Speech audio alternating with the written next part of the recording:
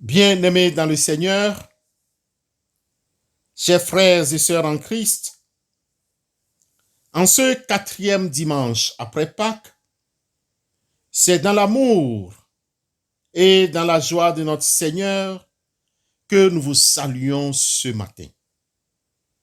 Béni sois-tu, Seigneur, Dieu de nos pères, à toi louange et gloire éternellement.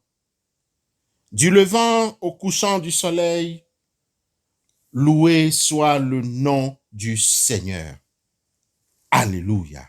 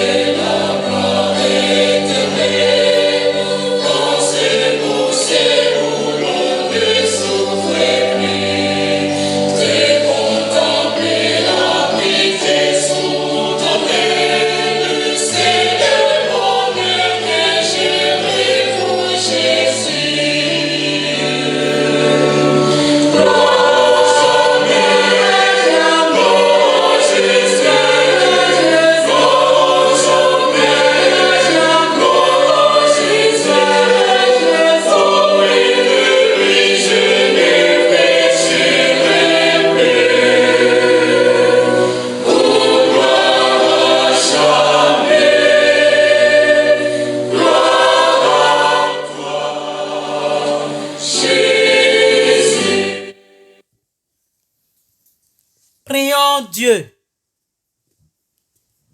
Dieu très bon, tes œuvres te bénissent et les cieux chantent ta gloire. Donne-nous d'unir nos voix avec tous ceux qui te louent présentement en tout lieu. Que notre vie entière soit un hymne à ta magnificence aujourd'hui et pour les siècles des siècles. Seigneur Dieu, nous venons à toi tels que nous sommes. Dans nos joies comme dans nos peines, tu nous as accompagnés tout au long de la nuit. Jour après jour, tu nous accordes la force de ton amour. Grâce te soit rendue par Jésus-Christ, ton Fils, notre Seigneur, qui est le même hier, aujourd'hui et éternellement, pour les siècles des siècles. Amen.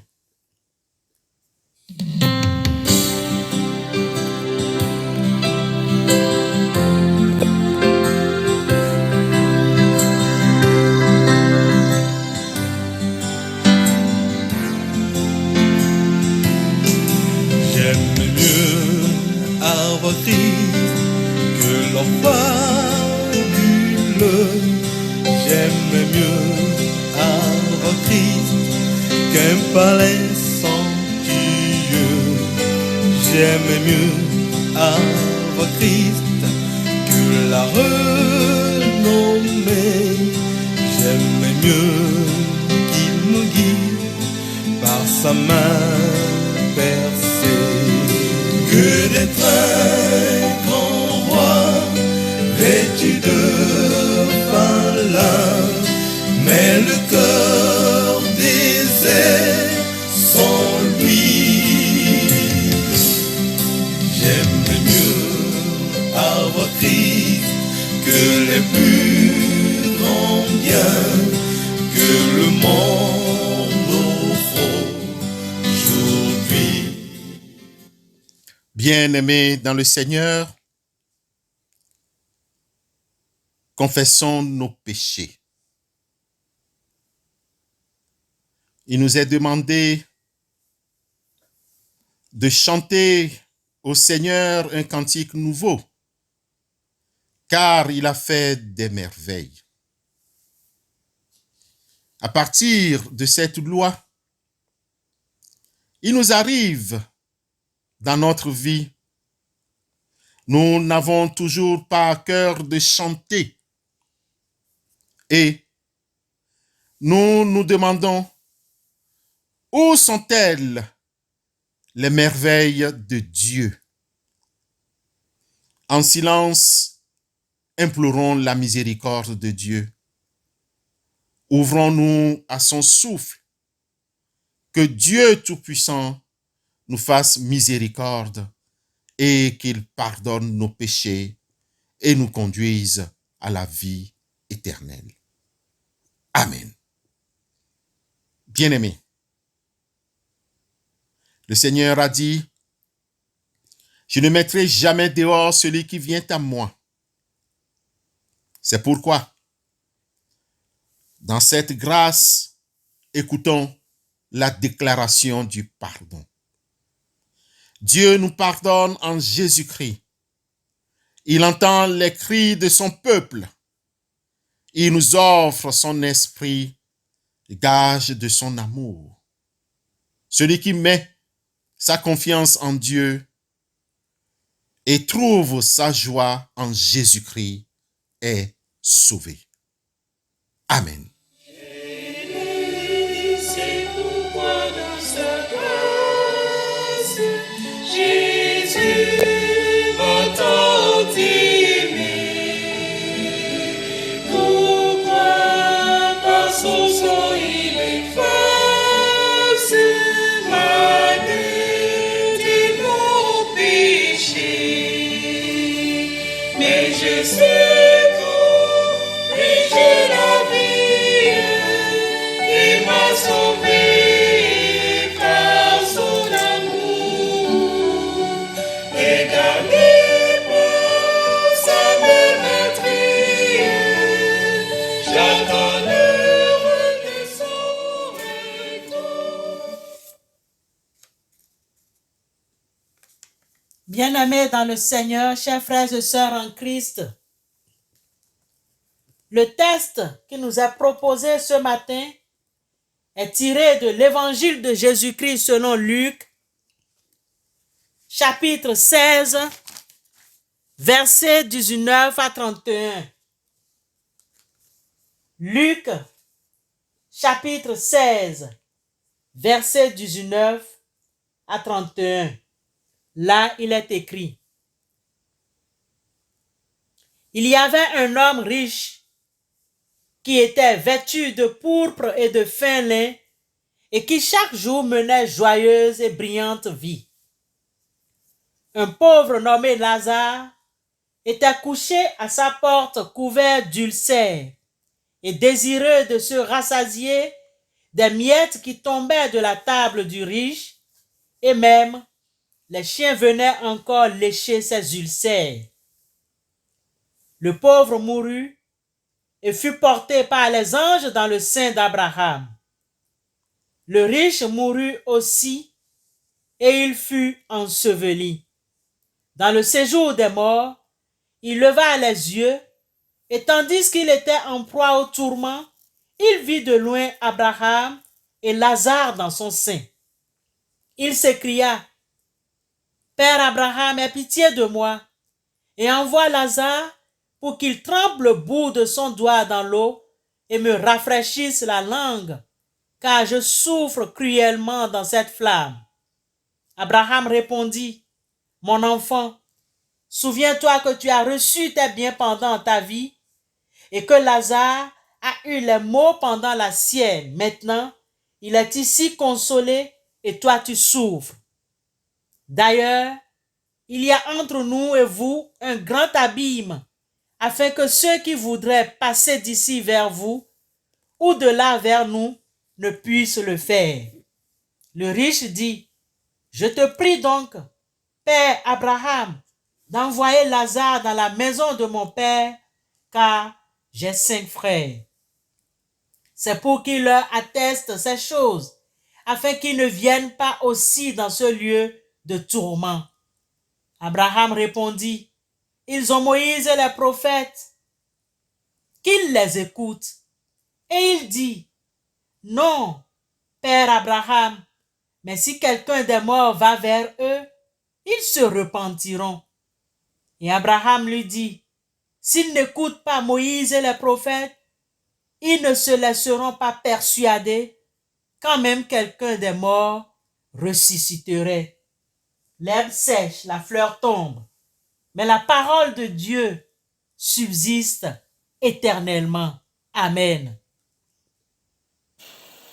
Je ne sais pas le jour où je verrai mon roi, mais je sais qu'il me veut dans sa sainte demeure. La lumière vaincra les ombres à cette heure. Ce sera la gloire pour moi. Ce sera la gloire pour moi. Ce sera la gloire pour moi. La lumière vaincra les ombres à cette heure. Ce sera la gloire pour moi. Je ne sais quels seront les chants des bienheureux, des accents, les accords, des hymnes angéliques, mais je sais que joignant ma voix aux saints cantiques, bientôt j'adorerai comme eux. Bientôt j'adorerai comme eux. Bientôt j'adorerai comme eux. Mais je sais que joignant ma voix aux saints cantiques, bientôt j'adorerai. Chers frères et sœurs de l'Église protestante méthodiste de France, bien-aimés dans la foi, bien-aimés qui se retrouvent au bout des ondes, et vous qui m'écoutez en ce 4e dimanche après Pâques, le texte de Luc au chapitre 16, les versets 19 à 31 fait l'objet de notre entretien. Nous pouvons dire que ce texte est propre à Luc. Bien-aimé. Et ce texte nous présente 3 catégories de personnes, mais de niveaux social différents. La première est anonyme et est appelée tout simplement le riche. La seconde a un nom, on l'appelle Lazare.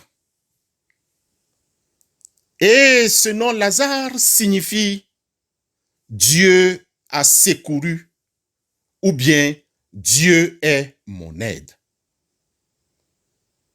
Notre troisième personne est alors Abraham, le père des croyants. Bien-aimé, ce Lazare est pauvre, très pauvre. Et le récit nous dit qu'il est pauvre et si nous voulons tout simplement le contextualiser aujourd'hui, nous pouvons dire que c'est un SDF, c'est-à-dire un clochard ou un mendiant. Lazare est couvert d'ulcères. Il est à la rue, puisque c'est un sans domicile fixe. Il ne travaille pas. Il n'a rien à manger parce qu'il est pauvre. Ce qui rend encore sa situation compliquée est que Lazare souffre des ulcères et que les chiens venaient à lécher ses plaies. De temps en temps, Lazare se couche à la porte du riche qui, de son côté, se vêtait de pourpre et du lin fin, c'est-à-dire des vêtements très chers, et faisait de joyeuses fêtes chaque jour. Lazare, en allant vers l'homme riche, désirait seulement se rassasier des miettes qui tombent de la table du riche, puisqu'il n'a rien à manger. Mais impossible d'avoir même ces miettes, car le riche ne l'observait même pas, ne le regardait même pas. Vous allez me dire, quel sort, quelle malchance, quelle malédiction. Le riche aussi, avait-il quel cœur pour ne pas venir en aide à ce pauvre qui est dans telle situation et dans tel besoin? Ce riche, vers qui tout le monde venait, était de bonne classe, de haute classe sociale. Il s'habillait bien. Il est élégamment vêtu, avec des habits très coûteux. Nous l'avons dit un peu plus haut. Il a une superbe maison. Les meilleures personnalités de ce monde viennent vers lui et il appartient et menait une vie insouciante, heureuse, sans contrainte. C'est le rêve de plusieurs personnes de nos jours. C'est le rêve de plusieurs personnes dans ce monde. Les jeunes comme les moins jeunes ou les âgés de nos jours, tout le monde veut rester dans cette catégorie sociale, c'est-à-dire la richesse. Et voilà notre état aujourd'hui. Voilà, chers frères et sœurs, le contraste que nous présente Luc dans ce récit. Mais Jésus continue son histoire. Il se produit un événement commun. Riche ou pauvre, homme ou femme, jeune ou vieux, un événement commun nous attend. Cet événement commun que je peux appeler le dénominateur commun nous attend. Ce dénominateur commun s'applique à tout être et surtout à tout être humain. C'est quoi? La mort, bien sûr. La voleuse a frappé les deux personnalités. Certainement, l'homme riche a eu des funérailles somptueuses, des discours, des éloges et des parades dignes de son rang social avec des pierres tombales coûteuses. Certainement aussi que Lazare ait été jeté dans la fosse commune. Puisqu'il est pauvre, il n'a rien. Il faut vite le liquider. Mais que s'est-il passé après? Dans la bouche de Jésus, l'histoire place le pauvre Lazare à côté de Abraham, porté par les anges dans le sein d'Abraham, nous dit Luc. Dans le séjour des morts, le riche est torturé dans les flammes, dans les tourments. Lazare jouit de la joie éternelle auprès d'Abraham, le père des croyants. Le riche se trouve dans le séjour des morts du mauvais côté, alors que Lazare se trouve du bon côté avec Abraham. Dans cette condition, le riche tente de loin de se référer à Abraham, car il y a une séparation entre les deux groupes. Ce que le texte nous dit qu'il y a ce qu'on appelle l'abîme. Le riche, dans l'impossibilité de supporter les tourments, s'écria très fort et dit, « Père Abraham, aie pitié de moi et envoie Lazare afin qu'il trempe dans l'eau le bout de son doigt et qu'il me rafraîchisse ma langue, car je suis tourmenté dans cette flamme. » Pensant qu'il était encore dans ces conditions, il veut envoyer maintenant Abraham. Et Abraham lui répond qu'il n'y a pas de contact entre Lazare et lui. Et il ne permet pas de répondre à cette demande. Il n'y a pas de possibilité ni de chemin entre les deux groupes. Continua, et ils sont restés séparés. Alors, le riche pense à ses 5 frères, peut-être sœurs aussi, sur la terre, et demande un signe, un miracle, afin qu'ils ne viennent pas dans ce lieu de tourment.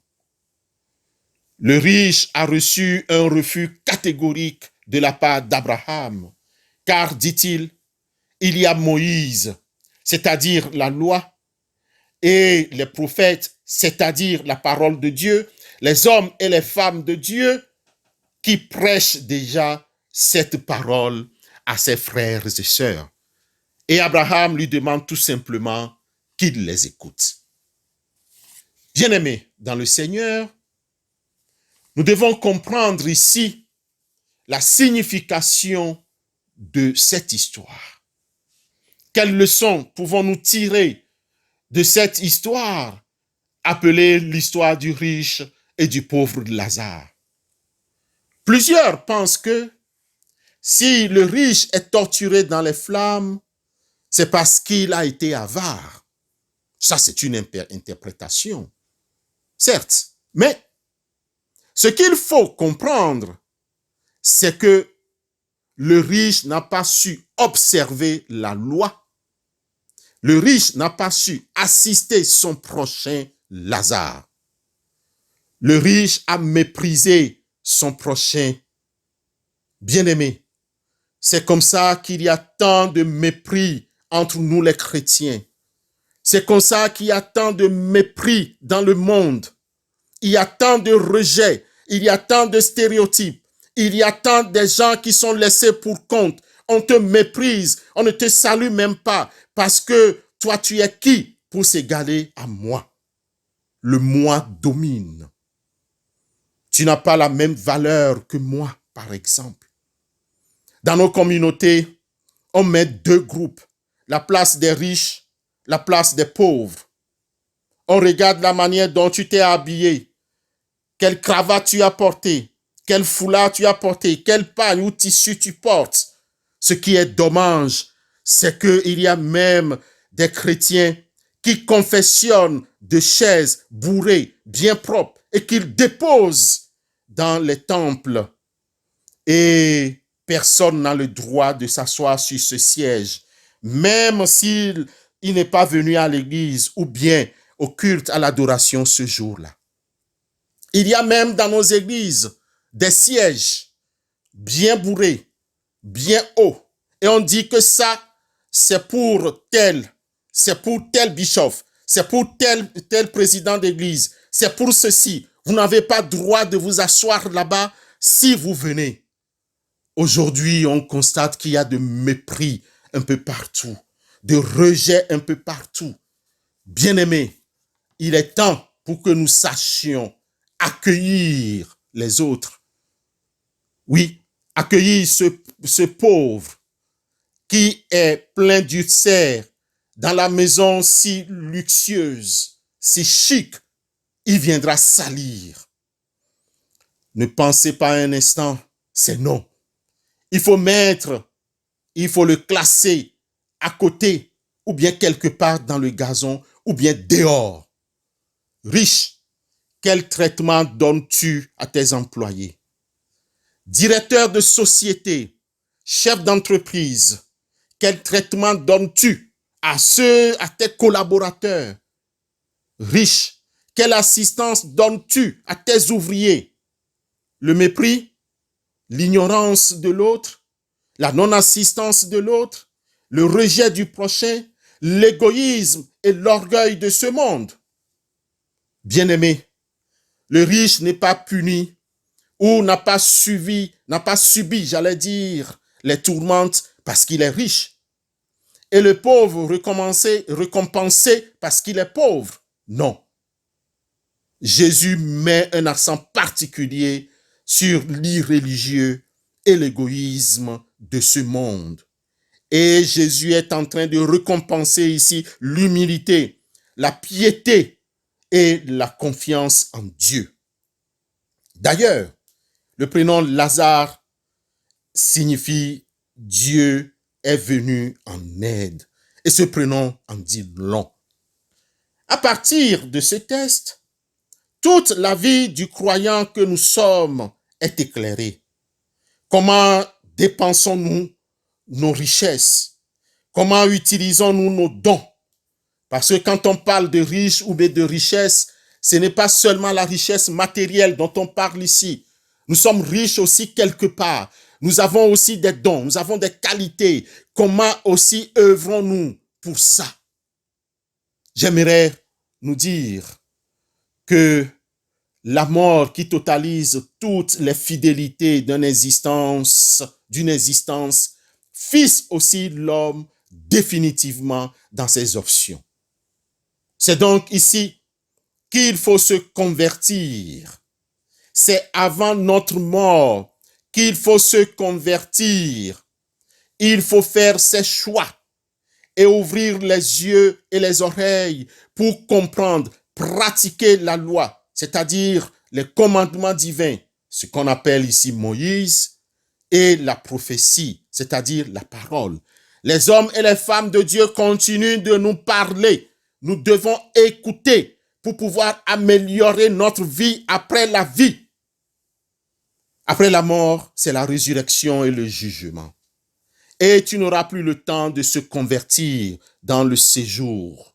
Dans ce séjour, le riche de la parole s'est aveuglé à longueur de sa vie et il n'a pas mesuré le besoin qu'avait Lazare le pauvre. Et il n'a pas mesuré le besoin de son prochain. Et il n'a pas mesuré ce que Dieu a mis en lui comme des qualités et des dons afin de le déployer vers son prochain. Bien-aimés, vous qui m'écoutez ce dimanche, souvenez-vous et ayez en mémoire que la mort égalitaire n'opère pas la justice. C'est Dieu révélé en Jésus-Christ qui a le choix d'apprécier chacun avec son cœur au-delà de la qualité de la vie. Somme toute, ce qui est important pour nous maintenant, c'est que nous avons la loi, les commandements. Moïse, nous lisons et écoutons les prophéties, c'est-à-dire les hommes et les femmes de Dieu. Il faut se convertir aujourd'hui même, car après la mort, c'est trop tard. Avec ta richesse matérielle ou ta richesse spirituelle ou tes dons, qu'est-ce que tu vas en faire? J'aimerais dire tout simplement que tu ne sais pas acheter ou transformer le séjour des morts ni le jugement. En Hébreux 1, verset 2, il est écrit: en ces jours qui sont les derniers, Dieu nous a parlé par son Fils. Si nous ne sommes pas convaincus par une telle preuve d'amour, qui pourra jamais nous parler d'espérance? Personne. Personne ne peut quitter le séjour des morts pour nous parler d'espérance. C'est ici que nous avons l'espérance, Que le Seigneur nous aide à comprendre les profondeurs de ces Écritures, à appliquer la loi et écouter ce que disent les prophètes. Bien-aimés, comme le nom de Lazare nous le rappelle, Dieu est bien celui qui vient au secours, mais c'est à travers les êtres humains que Dieu nous aide. C'est à travers nous, c'est à travers nos dons, c'est à travers nos richesses matérielles et spirituelles que Dieu peut nous aider. Donc, à travers chacun de nous, n'ayons pas un cœur dur, égoïste, méprisant, et regardons tout autour de nous pour faire le bon geste. Que le Seigneur nous bénisse et que le Saint-Esprit soit sur chacun d'entre nous. Amen.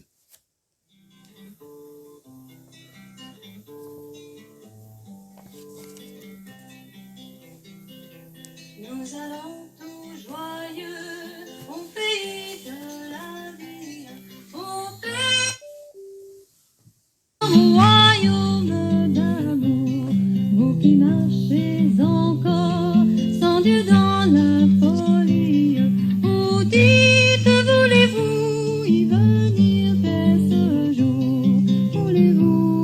Voulez-vous y venir dès ce jour? Oh, voulez-vous venir à ce Dieu plein d'amour? Dans cet heureux séjour, les soupirs de la terre n'altéreront jamais un bonheur infini. Vous tous qui languissez, sans paix dans la misère, vous dites, voulez-vous y venir aujourd'hui? Voulez-vous y venir dès ce jour? Oh, voulez-vous venir à ce Dieu plein d'amour?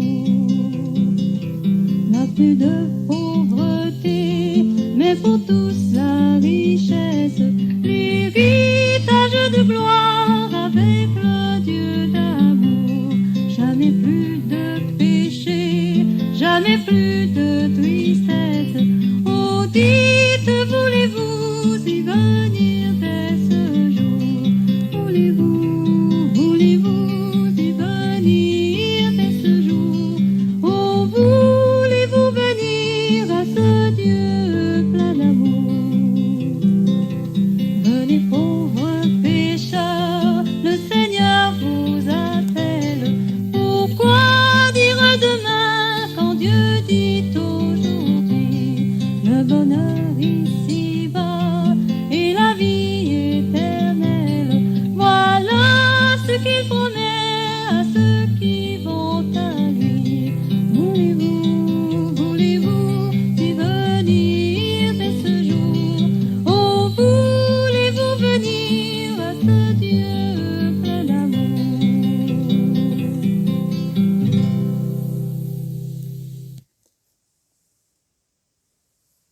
Prions Dieu. Intercédons les uns pour les autres. Dieu notre Père, tu fais preuve de patience. Souviens-toi de ceux qui sont victimes de catastrophes naturelles, de violences, de haine et de mépris. Relève-les et guéris-les. Seigneur Jésus, tu t'es livré aux hommes. Souviens-toi de ceux que la vie a marginalisés, de ceux qui sont jugés petits, sans valeur et sans talent. Relève-les et fortifie-les. Esprit Saint, tu renouvelles chaque jour la création. Souviens-toi de ceux qui luttent pour plus de justice et de paix, de partage et d'amour, de joie et de compassion, qu'ils soient témoins bienveillants de ta grâce. La création souffre, les océans sont surexploités, les espèces menacées, les sols pollués. Toute la création soupire après toi et espèrent ton salut. Seigneur notre Dieu, nous tournons les yeux vers toi. Les réfugiés espèrent un accueil. Les affamés sont en quête de nourriture. Les persécutés cherchent un refuge. Sois pour eux un abri, une lumière dans la nuit. Les prisonniers attendent d'être libérés.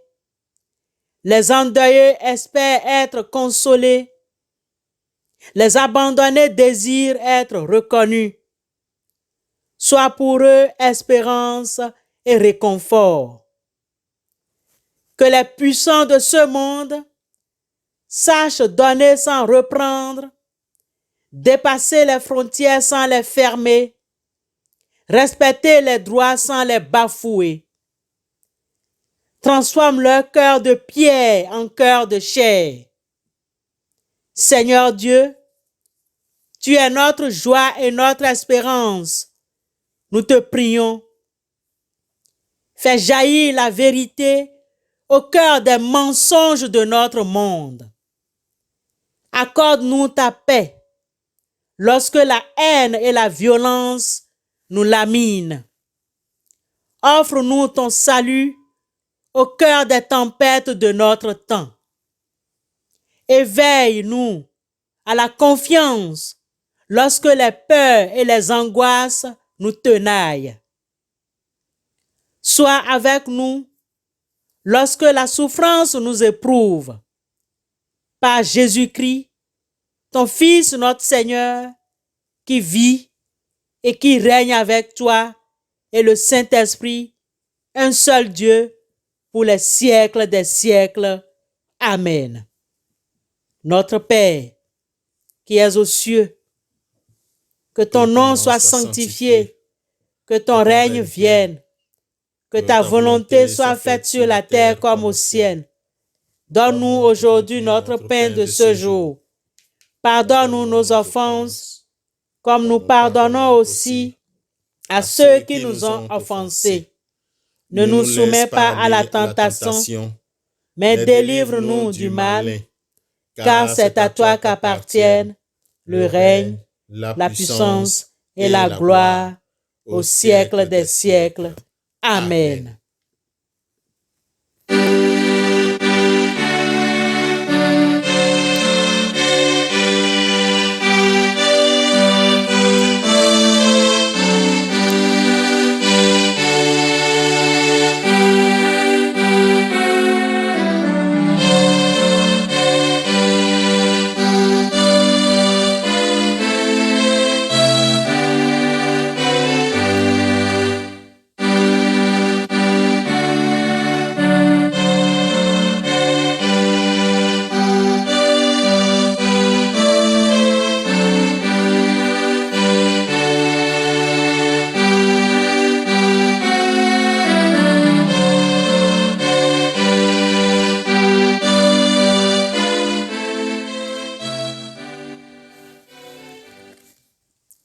S'ils n'écoutent pas Moïse et les prophètes, ils ne se laisseront pas persuader quand même quelqu'un des morts ressusciterait.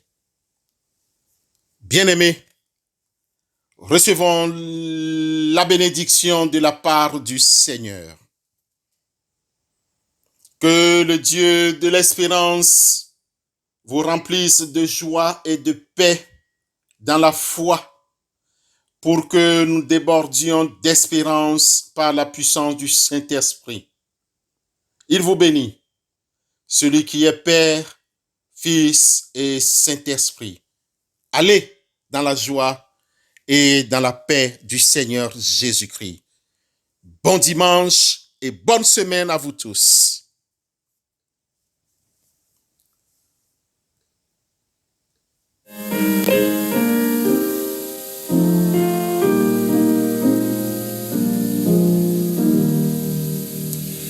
J'entends